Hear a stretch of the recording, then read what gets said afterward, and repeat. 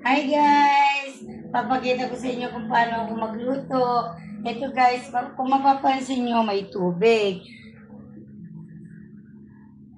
May tubig. Ngayon po guys, ilagay ko yung bawang sibuyas. Tapos ilagay ko po itong hipon na maliliit. Ngayon, pandarin ko na po ito guys at pakuluan ko. Ganito po kami magluto ng bininding ng Isabela. Ngayon guys, maglalagay ako ng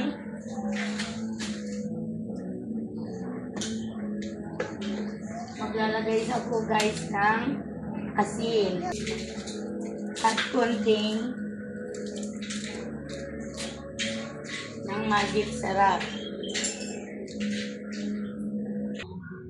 Kumulo na yan guys. Ngayon ilalagay ko na yung gabi.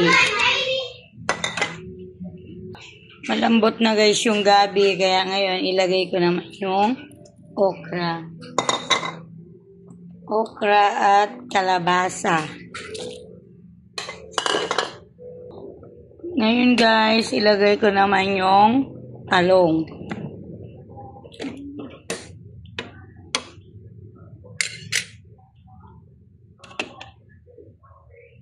Ngayon guys, ilagay ko na yung ibus.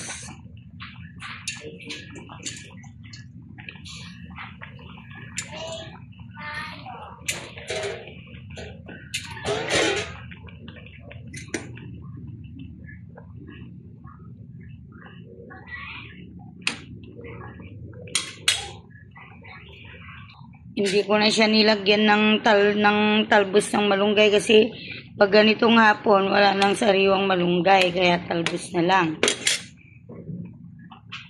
Kaya tikman ko na guys yung luto kong hinding ng Isabela.